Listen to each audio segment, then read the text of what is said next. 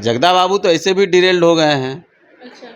बेटा का एडजस्टमेंट नहीं हो रहा है, एक बेटा के लगातार लॉन्चिंग, बेचारा चुनाव हरवा दे रहे हैं नीतीश बाबू ही। टीका पर जो बयान देते हैं उनका तो कहीं पर निगाहें कहीं पर निशाना वाली बात भी है। कहाँ पे दो निगाह कहाँ निशाना है?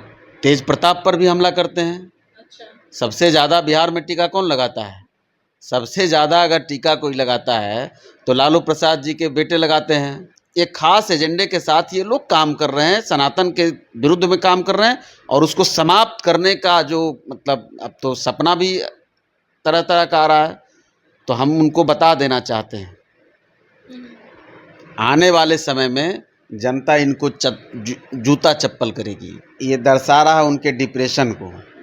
जिस तरह से मीडिया के साथ उनका बिहेवियर है, हमने अपने पॉलिटिकल कैरियर में उस तरह का नहीं देखा। अब मीडिया की स्वतंत्रता पर वो सवाल करते हैं, मोदी जी पर आरोप लगाते हैं और मीडिया पर खुद ही प्रमाण है।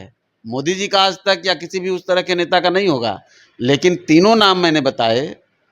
लालू प्रसाद जी ने मीडिया को डायरेक्ट कहा कि मारेंगे थप्पड़ के घूम जाओगे, तो ललन सिंह जी ने माइक वगैरह फेंक दिया था। अब इनका स्वरूप देख लीजिए।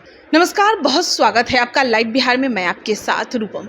देखिए, चुनाव से पहले कई ऐसे एजेंडे होते हैं, कई ऐसे मुद्दे होते हैं जिसको लेकर जनता के बीच में नेता उसे परोसते हैं, रखते हैं और फिर उसका एक अलग ही माहौल तैयार किया जाता है। हम बात कर रहे हैं सनातन धर्म की।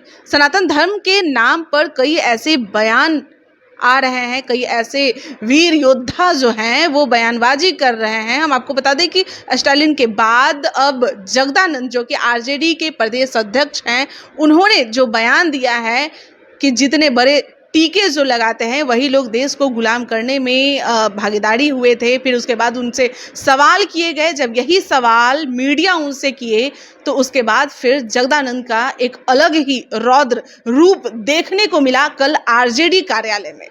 चलिए, इसी बनिस्बत बात करने के लिए हम में आए हैं और हम के प्रवक्ता हमारे साथ श्याम सुंदर जी हमारे साथ जुड़े हुए हैं। श्याम सुंदर जी, ये जो सनातन धर्म है उसको लेकर आखिर इस तरह के बयानबाजी क्यों किया जा रहा है? क्या चुनाव से पहले एक अलग माहौल बनाया जा रहा है? देखिए, ये तो सच है कि ये लोग एक खास एजेंडे के साथ ऐसा कर रहे हैं। क्योंकि घटनाक्रम जब आप देखेंगे तो लगातार ऐसा लगेगा कि एक स्क्रिप्टेड है और उसके हिसाब से ये लोग काम कर रहे हैं। जैसे सबसे पहले इन्होंने यहाँ सनातन पर्वों में छुट्टियाँ रद्द की शिक्षा विभाग में, और उसमें एक प्रयास हुआ कि जानने का कि कितना हलचल होता है, कितना उधर से प्रतिक्रिया किस तरह की मिलती है।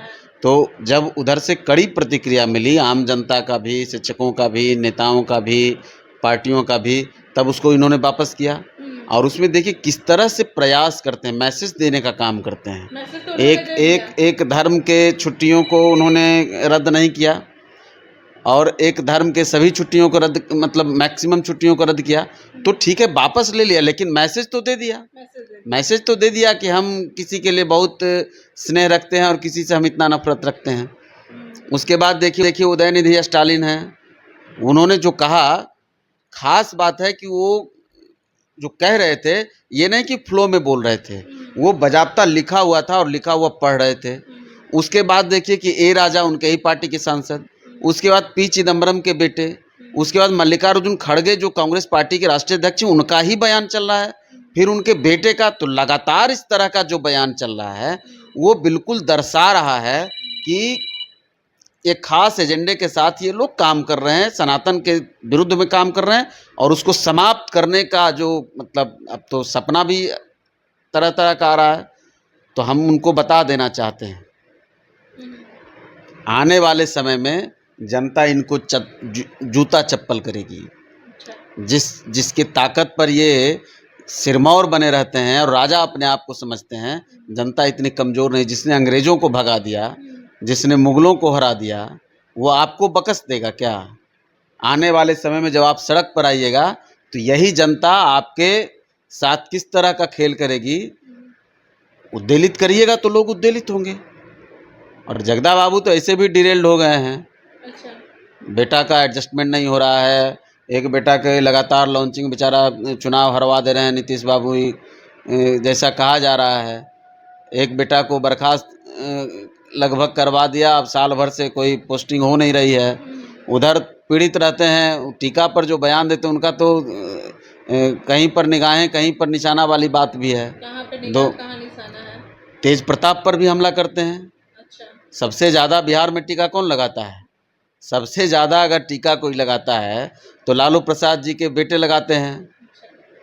सही में बड़े कागज़ पर छोटे जो बेटे हैं वही ना सबसे ज़्यादा टीका लगा के घूमते हैं। सोनपुर में जाते हैं, पिताजी को लेके पहुँचे हुए थे, तो फिर देखिए वृंदावन चले जाते हैं, तो देवघर में जाके महादेव बन जाते हैं। उनका तो अलग अलग रूप है, और जगदा बाबू को बहुत कष्ट देते हैं। तो उनकी पीड़ा से भी वो पीड़ित रहते हैं, तो वो बेचारे अपनी पीड़ा को कहीं ना कहीं निकाल रहे हैं, लेकिन अब उनका समय पूरा हो गया, उनको समझ में नहीं आ रहा है। मीडिया से मतलब मीडिया सवाल कर रहा है तो इस तरह से बौखलाहट में इस तरह से जवाब देना, ये क्या दर्शा रहा है? ये दर्शा रहा है, मीडिया सवाल ना करे, ये दर्शा रहा है उनके डिप्रेशन को। जिस तरह से मीडिया के साथ उनका बिहेवियर है, हमने अपने पॉलिटिकल कैरियर में उस तरह का नहीं देखा। एक लालू प्रसाद जी को देखा जो एक मतलब खास चैनल पर गुस्साए हुए थे। एक ललन सिंह जी को देखा, वो भी एक खास चैनल पर गुस्सा हुए थे, लेकिन इन्होंने तो पूरे मीडिया समूह को धक्का दिया और अपशब्द भी कहे। तो ये उनके मानसिक दिवालियेपन, अब ज़्यादा तो नहीं कह सकते हैं, लेकिन ऐसा लगता है कि बिल्कुल परेशान हैं। अपनी खोती हुई राजनीतिक ज़मीन की तलाश में वो अब मीडिया पर भी भड़ास निकाल। पहले तो ये लोग मीडिया पर भड़ास निकालते थे कि खबर नहीं चलाते हैं, तो ये नहीं चलाते हैं, वो नहीं चलाते हैं। अब उनका जब वो जो नहीं, अब वो बातें जो है जब आप सच चलाएंगे तो वो गुस्सा अब इस कदर उनके अंदर है कि अब आप लोगों को भी सुरक्षा मांगनी पड़ेगी सरकार से। अब आप लोग भी जब उनके पास जाइए तो भाई जैसे वो लोग फौज पुलिस को लेकर घूमते हैं तो आप लोग को भी लेकर घूमना पड़ेगा। महंगे कैमरे होते हैं, महंगा आप लोग का सब इक्विपमेंट्स होता है, उसको तोड़ देगा, उसको फेंक देगा, मारपीट करेगा। अब मीडिया की स्वतंत्रता पर वो सवाल करते हैं, मोदी जी पर आरोप लगाते हैं, और मीडिया पर खुद ही प्रमाण है। मोदी जी का आज तक या किसी भी उस तरह के नेता का नहीं होगा, लेकिन तीनों नाम मैंने बताए। लालू प्रसाद जी ने मीडिया को डायरेक्ट कहा कि मारेंगे थप्पड़ के घूम जाओगे, तो ललन सिंह जी ने माइक वगैरह फेंक दिया था। अब इनका स्वरूप देख लीजिए। क्या लग रहा है, करना क्या चाहिए अब मीडिया को? अब तो उन्हीं से पूछिएगा जाकर, उन्हीं से न पूछ। जब आप लोगों के पक्ष में नहीं खबर चलेगी तो इस तरह से बयानबाजी करने लगी। देखिए, हम लोग तो हमेशा मीडिया का सम्मान करते हैं। हमारी पार्टी के खिलाफ में जितना मीडिया में चलता है उतना किसी के खिलाफ में नहीं चलता होगा। अब मैं इसको खिलाफ ना कहूँ, ठीक है, आपका अपना ऑब्जर्वेशन है, लेकिन लगातार देखिए सीटों के बंटवारे के मामले में या फिर हमारे नेता के कई बयानों को तोड़ मरोड़ के कई तरह से, तो मीडिया का अपना एक परसेप्शन होता है। आपके दिमाग की सोच को मैं केंद्रित मतलब संचालित करूंगा, ये तो संभव नहीं है। मीडिया स्वतंत्र है ना, वो विवेचना करने के लिए स्वतंत्र है, वो अपनी बातों को कहने के लिए स्वतंत्र है। उसको मीडिया कोई किसी का प्रो नहीं हो सकता है। मीडिया खबर का प्रो हो सकता है। मीडिया को जो सही लगेगा, गलत लगेगा, वो उस बात को बोलेगा। लेकिन अगर हम उस पर अपना भड़ास निकालेंगे, प्रतिक्रिया व्यक्त करेंगे, तो फिर जो मीडिया के स्वतंत्रता का सवाल है वो तो फिर बेईमानी हो जाएगी।